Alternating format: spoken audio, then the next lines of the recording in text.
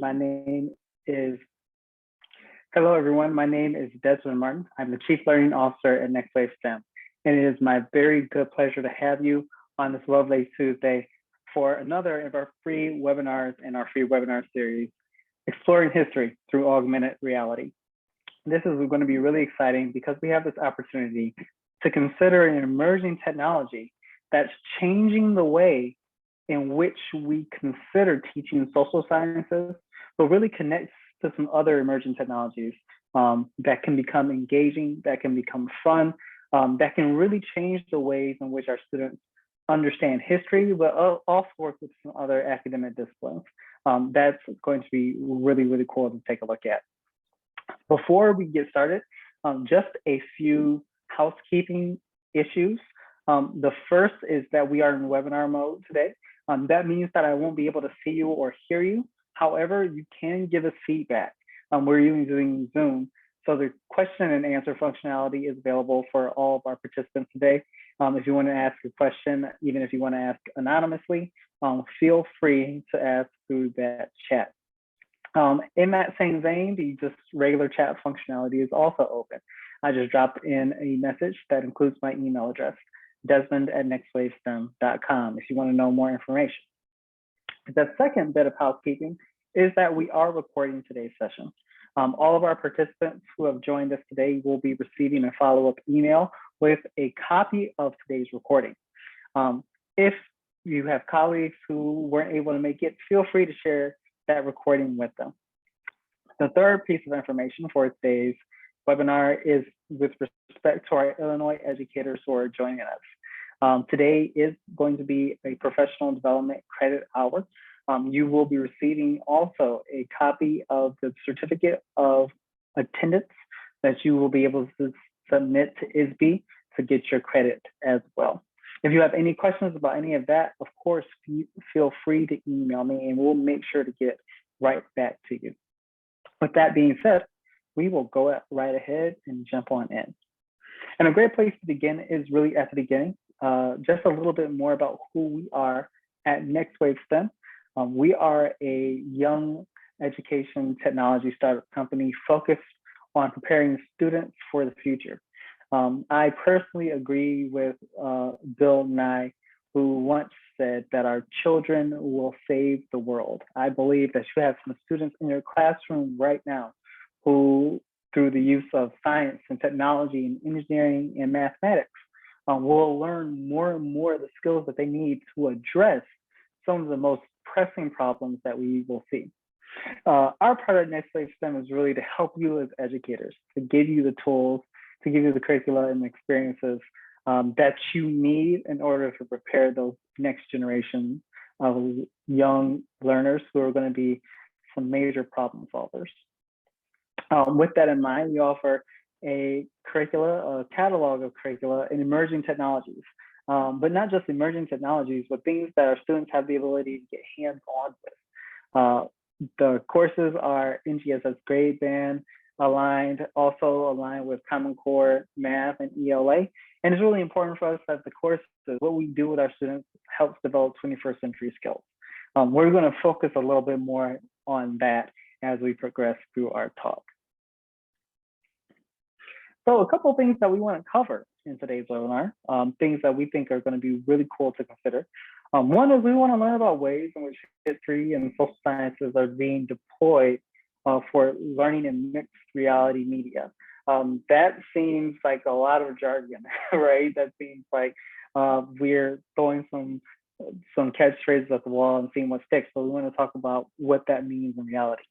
The second thing we want to consider are some things that we can do with respect to lessons in augmented reality.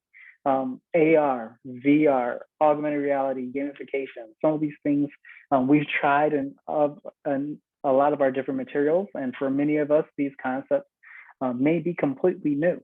What we want to do is demystify that a little bit, dig into the weeds and actually consider what this might look like in practice for our students. So with all that being said, we can jump right into it. And the first thing we want to do before we consider anything else, before we consider the application of social sciences or learning about history or learning anything about what we would teach, is that we want to take a moment to consider the technology. So it bears us taking some time to do a deeper dive, to take a deeper look into what we mean by virtual versus augmented reality. VR, AR, some of these terms we've heard, and some of these things we may have even played around with ourselves, but we want to make some distinctions and delineations. So the first thing we want to consider is what virtual reality is. And when we say the word virtual reality, just definitionally, we are getting into some really heady metacognitive ideas with respect to, one, what does it mean for something to be real? But two, what comprises a virtual construction? And when you do a little bit of digging, you come to learn that this term virtual reality has been around since the 1400s. It's not something that really grew out of a technological application as much as it was new ways of thinking about the ways in which we exist in the world. We get into this space in the way that we are creating ideas and the way that we are creating tools and applying tools, that we're able to represent things from our imagination or things that might exist in real life in facsimile, in simulation, for lack of a better word. And this has been depicted in art more than any place throughout the course of history. When we think about what we learn, about what we teach, what ideas we share, art becomes one of the most powerful ways in which we do that. Very, very simply, the ability to actually perceive perspective, to look at a two-dimensional canvas and be able to be tricked into seeing in 3 dimensions, forms this really basic starting point for what we consider to be virtual reality, seeing a place simulated in a way that it isn't really in the real world. So the art space, growing in our artistic depiction, becomes crucial to growing and learning about virtual reality. Technology continues to progress, however, and in 1838, we see the very first stereoscope being invented. If any of us have played with a Fisher-Price magic vision where we're pushing the slide down, the wheel turn, we have this idea of what a stereoscope is. It's allowing us to see real time and perceive 3-dimensional representations from 2-dimensional objects. That in and of itself took a massive leap forward with respect to optics, our understanding of light. But it really has set up a form factor that persists to this day in the ways in which we experience virtual reality. In the 1950s and 60s, we see this technology continue to grow as optics get better, VR technologies get better, the ability to render objects in 3 dimensions using file formats like STL. If you've been at a NextWaveSTEM webinar before, especially a 3D printing webinar, you've heard that term before, STL for stereolithography. But more recently, say in about the last 40-ish years, headsets, the ability to have haptic feedback, to code in information that gives us a sense of feeling, a sense of smell, the ability to connect audio to these experiences, and 3-dimensional audio and spatial audio. All these technologies are coming together to the point now where we've got some really viable commercial virtual reality experiences to engage with. Right now, there's a company called Oculus. Some of you may be really familiar. Facebook-owned company selling a VR gaming platform. And if you're familiar with Microsoft's HoloLens technology, we're seeing what was once the realm of science fiction come into our living rooms and into our classrooms. But the interesting thing about virtual reality is that when we're working with virtual reality, we're working kind of in 2 domains. We have this idea of an immersive virtual experience where our senses are completely engaged. Our sense of touch, our sense of sight, smell, hearing, sometimes even taste. They're engaged and they're having us perceive like we're in a place or in a scenario that we're not. Usually multiple senses being engaged. Augmented reality is different in that it's non-immersive. And what augmented reality allows us to do is to partially exist in two places at the same time. We're able to take what we exist in, what we can see in the three-dimensional space around us, and then interject digitally new artifacts into the space. So you're kind of seeing both. And the cool thing about this is that many of us are already using or have students who are using these kind of technologies now. If your students have ever played Pokemon Go, if you played Pokemon Go, some of us may remember a number of years ago when a major political candidate encouraged people to Pokemon Go to the polls. That really didn't go over for them very well. But this has been an extremely effective and prolific use of augmented reality all around the world. There have been hundreds of thousands of people who've played Pokemon Go, and they've walked, if not millions, and they've walked millions upon millions of miles playing the game through augmented reality. Augmented reality also penetrates social media applications. If you've ever used a facial filter on Instagram or on Snapchat, that is augmented reality in effect.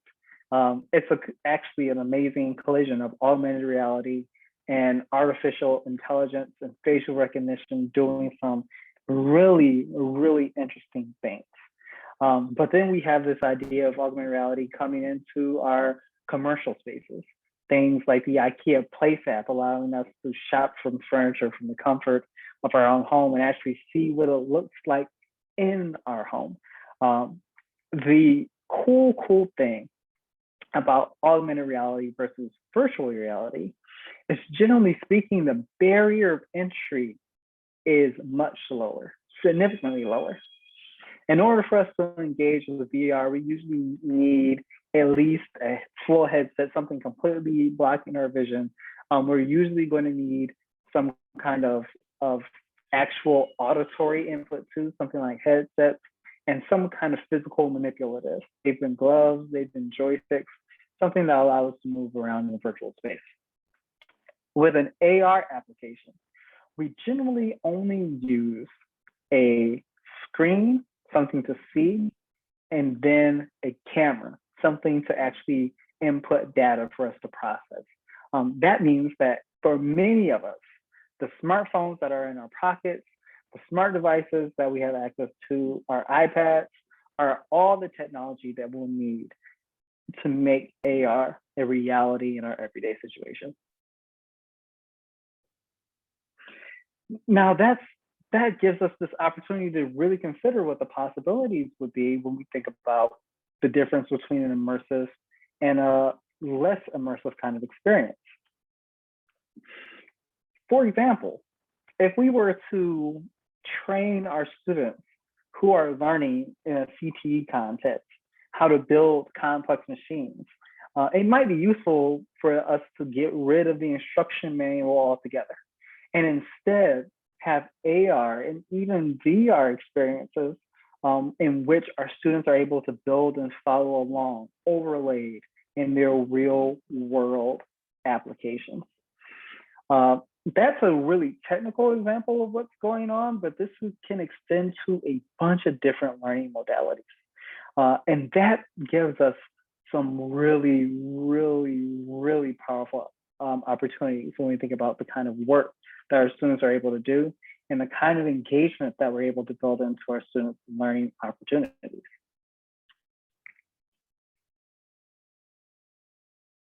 So now that we've got kind of this background, we have a better idea of what's happening with respect to the difference between virtual reality and augmented reality.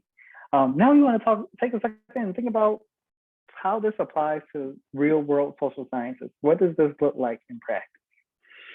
And the answer is that we are seeing it in many more places than we think we might be seeing it. We have the opportunity to do a couple of different things. The first really deals with representing artifacts in a physical space, the ability to take the objects that we have encountered, the things that human beings make and that represent our history and how we interact with the world around us, and represent those things digitally. If our students have the access to technology, we have the ability to really share that information in some powerful ways. But the second thing that we often see, and that's been done for actually much longer, is the idea of sharing narrative. Not only are we able to share the things, but we're able to share people's stories and experiences. This is really where we're not only doing anthropological work, but we're doing real human to human communication. We're teaching about society from the perspective of those who live in those societal situations. And especially in this past 15 months where being able to connect physically with people has been really difficult thanks to the global pandemic, we're seeing more and more immersive, engaging technologies, including what we're doing right now in video chat, allow us to connect those stories together. Our students don't have to be locked in, no longer have to be locked in to what they are going to read in their book or even what they're reading. We're going to offer now some different modalities for them to learn about the narrative of human history. So we're really talking about the ability to do data sharing and storytelling, allowing the narrative of human history to come to the forefront and changing the ways in which our students interact with this new teaching style, this new methodology, changing the ways in which we assess them, changing their final work and their skills as well. We know that for students who are digital natives, now more so than ever before, screen time is a real thing. And there has been some really, really great work that's been done by child developmental psychologists and sociologists about the effects of screen time on our children's ability to learn. I would say, however, that as we continue to grow, the ability to express our work and actually our research even through modalities that are not just the written word are going to become more and more important. That's going to become a vital 21st century skill that our students will have to be able to communicate in multiple ways. Videography and filmmaking. Some of our students are expert Instagrammers. Some of our students are expert TikTokers. Some of our students are running social media channels, YouTube channels, Twitter channels. All these modalities for communication are different, and they're viable ways in which our students will help solve 21st century problems and will work in a 21st century world. It makes sense for us now to engage in new tools to allow them to sharpen those skills even further. But the interesting thing about VR and AR applications and learning about VR and AR is also that we're dealing with a file format, that STL file format, stereolithography, that allows us to transfer maybe not the narratives, but the artifacts into really easily producible objects. That's a direct connection to 3D printing. We'll explore an application in just a little bit that connects these two ideas. That just because I'm digitally importing an object doesn't mean that this object has to stay digital. So now we're even expanding further upon our social science skills. But thirdly, something that's really interesting is that we are going to live in this world where we're exploring data and data visualization in some really interesting ways. For our students who are experiencing more data than ever before, for our students who have been giving us more data than ever before. In many ways, especially in the context of this last pandemic, we know more about our students than we've ever known before. We know how long they've been looking at our materials. We know how long it takes for them to test and what that looks like for assessment. We have a better idea of the way in which our digital learning is actually playing out because we've done so much of it lately. Our ability to visualize and express data in some meaningful ways is going to be extremely heightened by this ability to work in artificial and even virtual reality. And that's critical. It's critical because as our students are solving problems, they're going to have to learn how to work with data and use data to make cogent arguments for change. That's going to be a critical leadership and sociological skill, really 21st century skill, as well as the students progress throughout their learning journeys. So a perfect case study, once again, going back to this idea of the artifacts, is even Google Glass. That's a phrase I bet many of us haven't heard at all for the last 5, 6, 7, 8 years. Some of us may remember a time where we were concerned about some interesting looking folks walking up and down our streets wearing sunglasses that had video cameras on them. And there were issues and concerns about privacy and safety, which are real, which are good sociological and good ethical concerns that our students will have to continue to wrestle with as they explore and experience new technologies. We're going to need, by the way, citizens who are going to be digital ethicists. What is the right and good way to use these technologies? That's a little bit of a tangent. We mentioned before that this older technology, older in quotation marks there, this older technology is something that we're going to be applying to new ways of doing physical work, especially in technical and career-oriented fields. So companies like General Electric, Boeing, and DHL are already using versions of Google Glass to train and also guide workers through the work that they're doing. Data visualization, actual physical hard construction, AR in play. I'm taking for granted that we know how Google Glass works. It actually projects an augmented reality display over your actual eye so that you can see this representation of the world around you as you're just walking through the world. But an even more powerful application of augmented reality, and in some cases virtual reality, has been the work of the USC University of Southern California Shoah Foundation. Since 1994, the Shoah Foundation has been recording interviews in the firsthand accounts. As it stands now, they have 55,000 recorded interviews with survivors of genocide and conflict from all over the world. Originally started as a focus specifically on the Holocaust, history that was rapidly disappearing because so many survivors are getting to the age where they're passing on. And it is more critical than ever that these stories don't get lost. So students are able to visit the USC Shoah Foundation. Students are able to visit Holocaust memorials and museums all over the United States of America and all over the world. The Illinois Holocaust Museum here has a permanent installation of the Shoah Foundation's work with respect to these interviews. But these interviews just aren't videotaped. They're AR, they're augmented reality. These interviews will allow our students to hear from survivors their very own words, what happened, but also see visualizations of the spaces and of the places, get a different understanding and a better understanding of what life was like during these times of intense conflict, both political and economic conflict. These stories, these narratives of the way that we live throughout history are critical.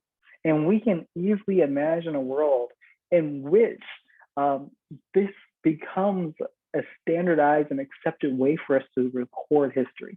This is playing out real time in front of us here in the United States of America. We can think about the work of the New York Times with respect to the riot at the Capitol on January 6th. A construction of digital artifacts from social media is being put together continuously to build a timeline from multiple perspectives of what happened on that day. This is real history being made in front of our very eyes. We don't have to wait for it to hit our textbook. It's here in front of us right now. And augmented realities allows in our students to explore that even further.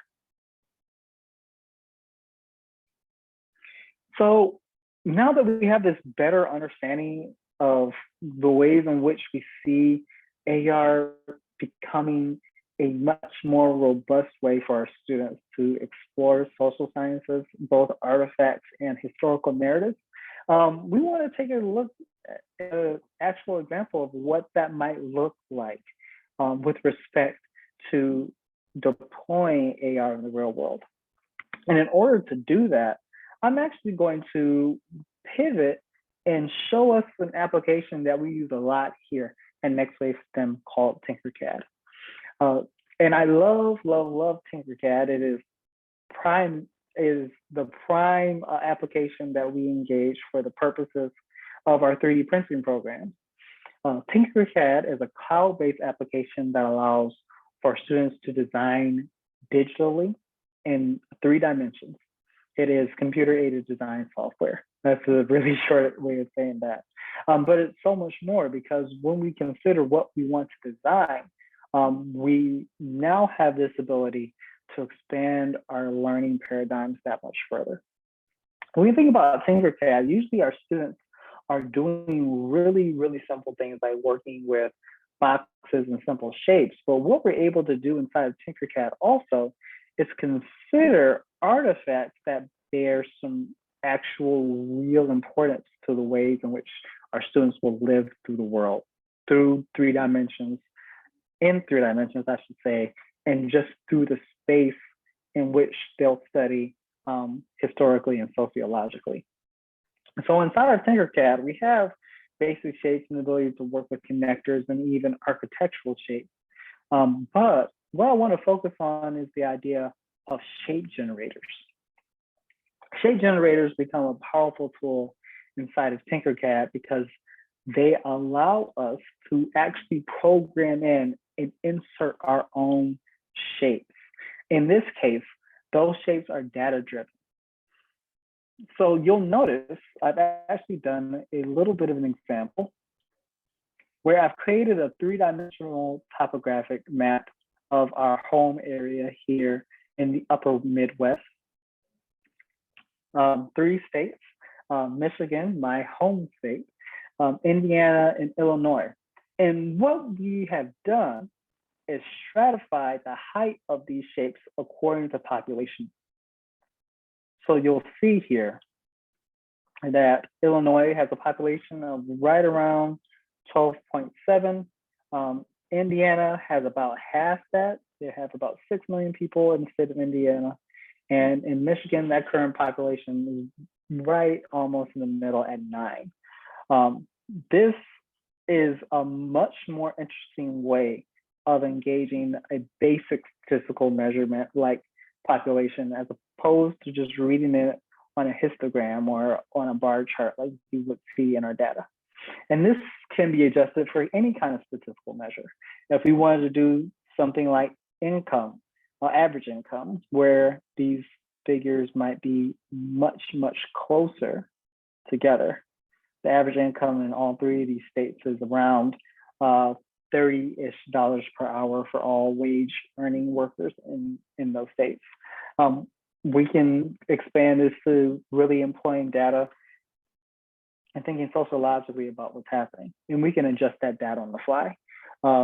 Say, for example, if I wanted to do things like comparing electoral college votes, we could expand and contract these 3-dimensional shapes to really help us visualize that data with a lot more fidelity.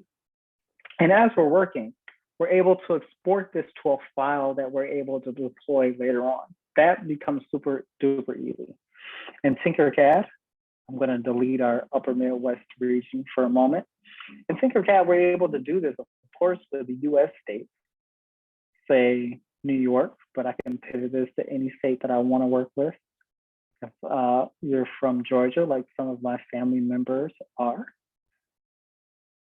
that would pivot and reconfigure as Georgia. in a moment. There we go. The Georgia shape seems to be having a little bit of a snafu. We can go to Iowa. Let's change that to Iowa. We can use different shapes, but we can do this work with different countries. We can do different states inside of China if we're looking to understand that region. European countries as well becomes a really good way for us to explore that. And we can now generate and change these shapes. But the cool thing is that we're just not limited to this idea of working with geographical shapes, even things that I can program in further. We're able to focus and generate data in the form of chart information as well. So I might construct an entire pie chart and then adjust the pie chart to allow me to represent this data in much more robust ways. And we can pull out and change the radius of our chart and change the number of quadrants and the height of that particular chart. Now, that's all fine and good. That's data visualization. It becomes a really interesting way for us to change how our students might interact with data over time. What's even more powerful is this idea of generating artifacts that our students can work with. Some really incredible work by the Smithsonian Institution in Washington, D.C. in this past year was actually employing high-powered, extremely accurate, extremely specific digital scanners to scan in artifacts. Some of us may be teaching about American history and the history of aviation. And as we're teaching about the history of aviation, and we're teaching about even space exploration, we might consider having our students learn about particular artifacts that they might only be able to see at the Smithsonian, but they can't because of travel restrictions. Something like the Bell X-1, which is the first American aircraft to fly faster than the speed of sound. 3D scanners allow for our data exchange to go now multiple ways. Not only are we able to actually pull out and disseminate data that's already living in 3 dimensions, but now we're able to input. We can use a 3D scanner, even something from our cell phones, once again, to make 3-dimensional models of real artifacts that we're working with. So how much more powerful does it become as our students are generating their accessible work, working through their project-based learning scenarios, working through their more traditional projects. If they're also able to pull in and represent what's happening with digital artifacts as well. 3D scanning allows for that to work. So things like these principal objects from the Smithsonian, not only the Bell X-1, but the command module, or if we're learning about prehistoric history and ecology, we might have them work with an entire woolly mammoth skeleton. That becomes a really, really powerful way for us to do that. So this all, thus far, is just manipulating 3-dimensional objects, but we're still just working in standard reality, just 2D reality. Where does the augmented reality come in? It comes in with the connection with our smart devices. Our iPads, our tablets, our cell phones allow us to now take this object and bring it into the real world. So now that we've seen kind of this manipulation in 3D, let's change our screen share and take a look real time at what we might see on my cell phone. What I have pulled up, you can see a picture of my 3D printer and a couple of 3D printed objects. But what I have pulled up for us is an application that we're also a big fan of here at NextWaveSTEM called 3D Bear. And 3D Bear is awesome application because those same three-dimensional files that I've been working with inside of TinkerCAD, I'm able to expand upon and explore in the context of the real world. So I've got a 3D printed dinosaur head that I was working with. This also came from TinkerCAD, but I also have the ability to modify and place this woolly mammoth skeleton as a point of reference. So I have this mammoth here that's kind of sitting in space, but I can adjust. I can move it backwards. I can drop it down to make sure that it's on my desk. And now that it's here, now that it exists, it doesn't just exist locked into this one place. I can manipulate my actual camera, my smart device in this case, and we can explore this object now with a lot more fidelity. I can get in close. I can make some size comparisons. I can kind of try to sneak up underneath it there so that we can get a better look at the tusk. We can see here that this object is a little bit on the smallish side as well. So as I reholster my phone back to the tripod, I can just simply expand and make this object that much bigger as well and manipulate it. This three-dimensional object that was completely digitized comes to life in the real world, even has an actual shadow representation based on what's happening in the light in my office. They can kind of see this projection of the shadow of this woolly mammoth. And it almost looks real. We know it's not because it's a little bit digitized and pixelated, but we can imagine ways in which our students are able to continue to change and understand their perception of the object. So that's one example of what we're doing and able to do in 3D space, which you'll notice that while that artifact is really cool to work with, I'll use my 3D printer to do a little of architectural design as well. A model that we have generated lots of since we are a Chicago-based company is the Sears Tower here in Chicago. Printed one of these off of the 3D printer that you see there in the background. And not only could I take the time to generate that Sears Tower in the real world using a 3D printer, becomes a really, really powerful way to do that, but the very same mathematical file, the STL that I used to design that Sears Tower, is something that I'm able to place here in this digital space as well. So simply placing that, I've got a digital representation of the physical object that I printed previously. And I can even scale that model down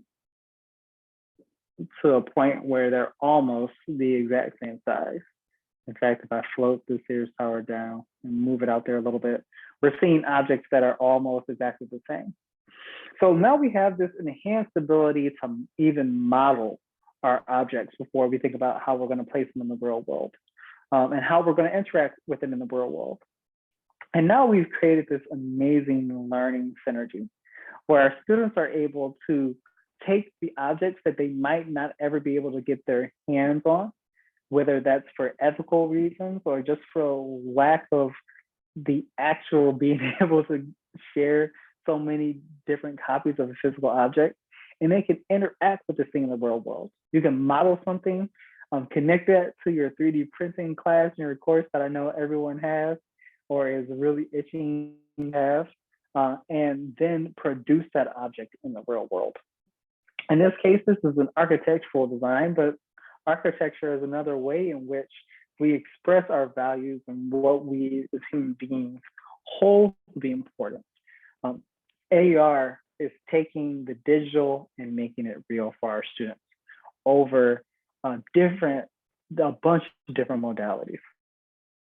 That's one particularly way that we're able to do that.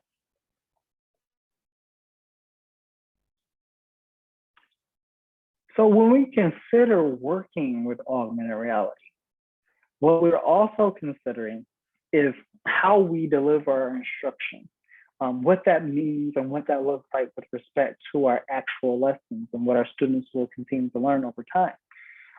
At NextWaveSTEM, we believe wholeheartedly in the 5E learning pedagogy.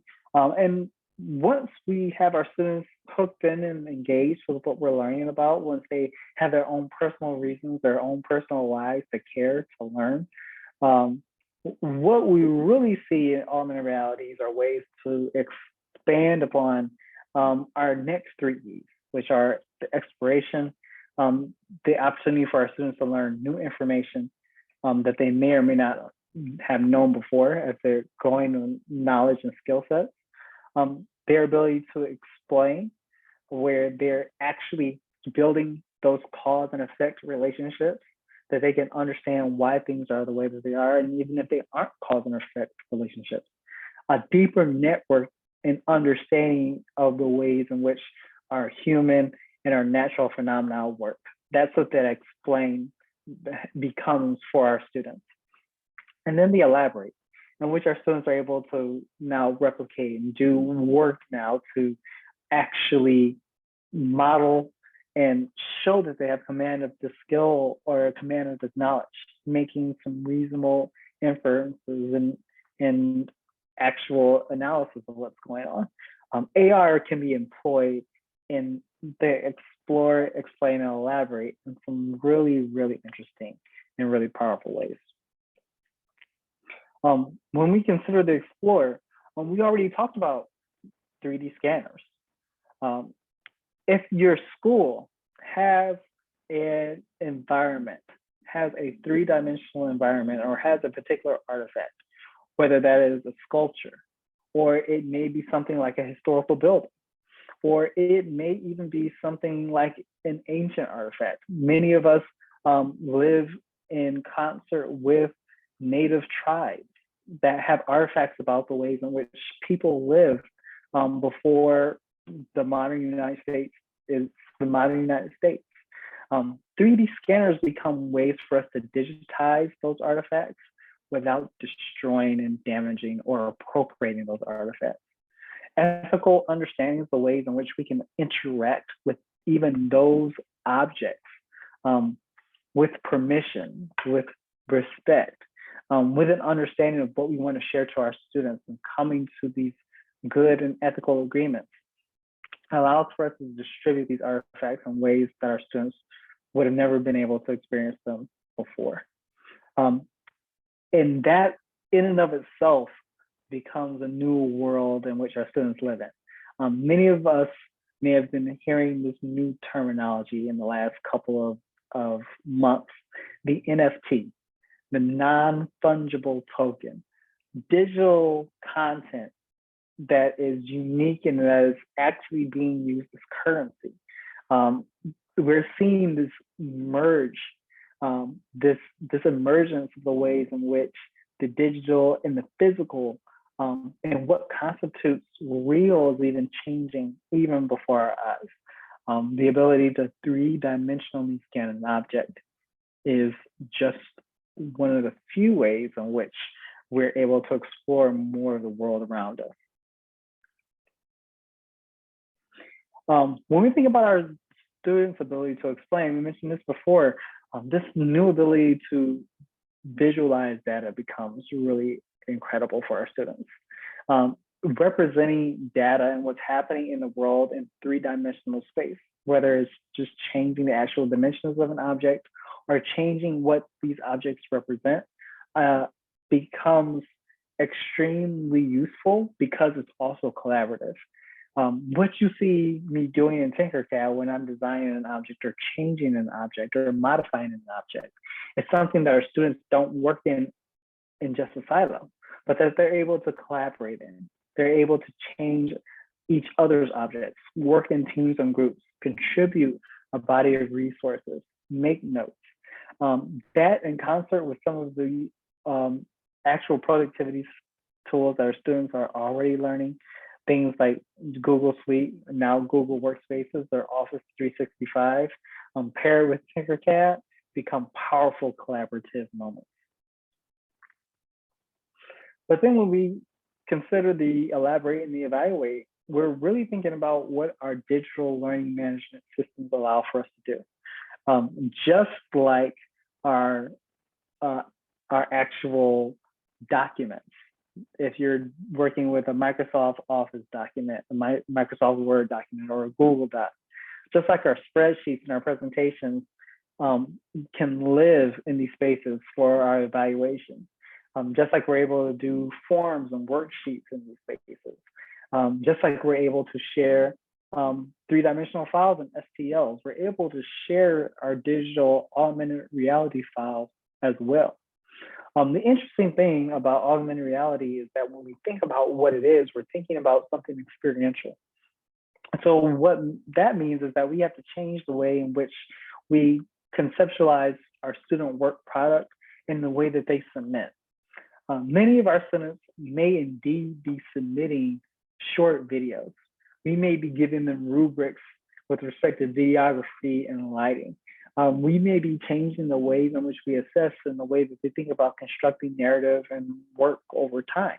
And once again, that's the kind of thing that can live inside of our learning management system.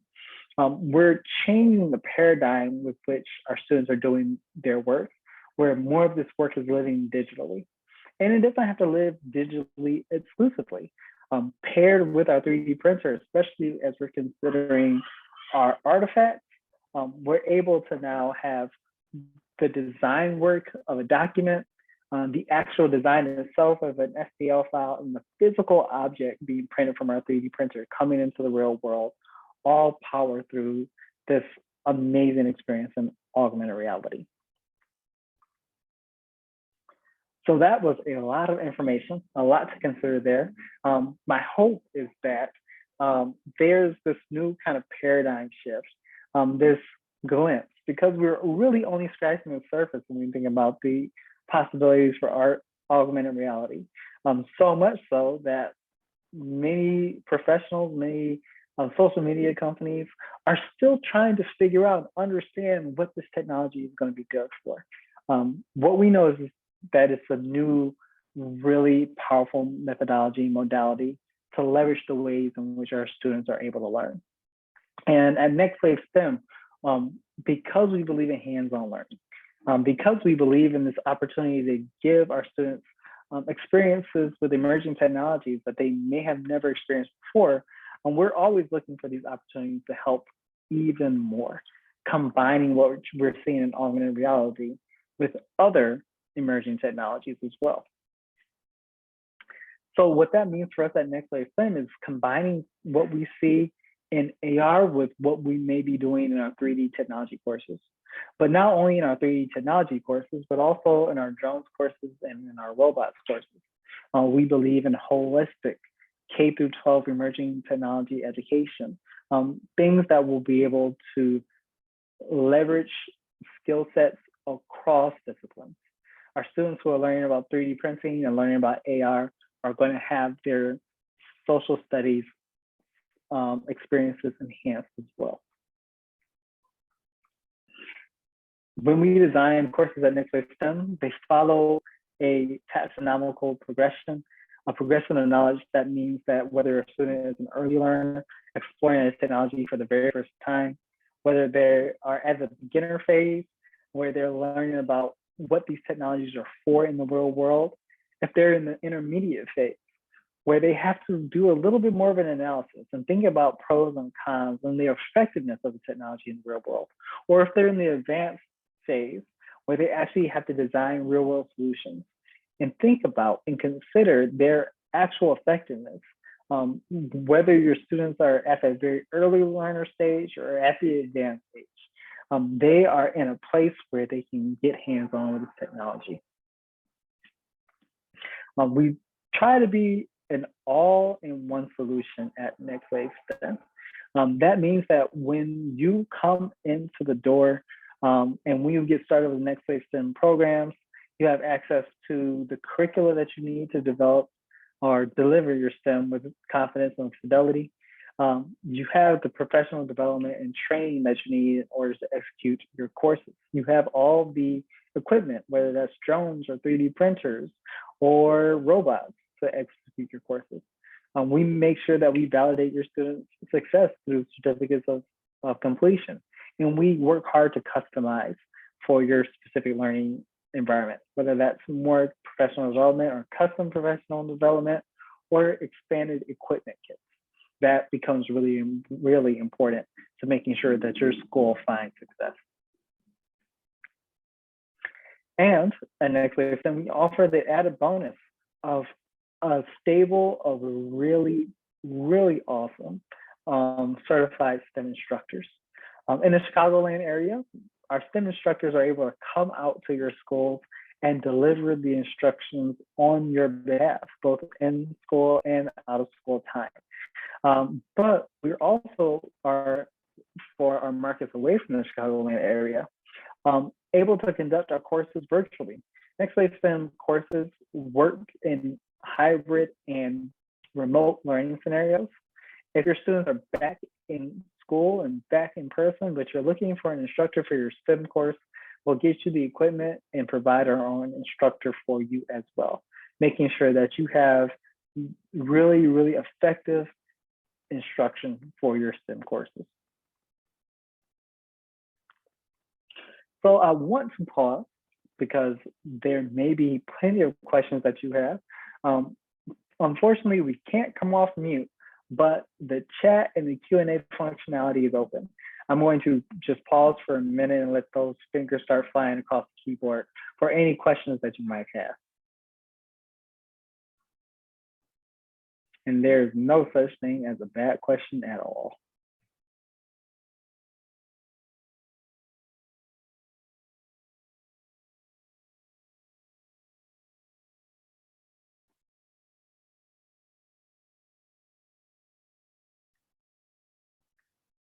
I'm not seeing any questions come across the chat, which is just fine.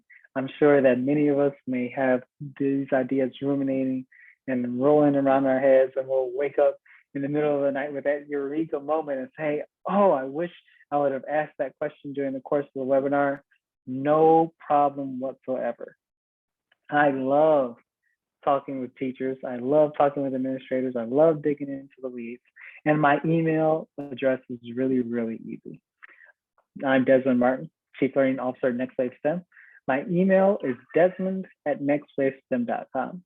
Feel free to drop me a line in an email, or if you have a question about any of the courses or any of the course content, as Chief Learning Officer, I've got a front-seat view to the development, the training of those courses, and the training of our instructors. We'd love to dig into the weeds with you on those questions, or just connect you with one of our school partnership managers. NextWaveSTEM is also really easy to find via Google and on social media at NextWaveSTEM on Twitter, LinkedIn, Instagram, and Facebook. We have a new intern, so we might end up on TikTok as well. Still got a little bit of time to see if that's going to happen. We're not ticking and we're not talking yet, but we may be soon in the future. For everyone, for each of you who took your time to come out and learn a little bit more about augmented reality, thank you so much. We appreciate you. We're hopeful for the rest of your summer. We hope that you are getting some rest and that you're recovering where you can. We're hopeful for your students who are coming back very, very soon in the fall. Until we speak again, we ask that everybody be well and be safe. Thanks so much, everyone, and we'll be talking to you again soon. Bye-bye.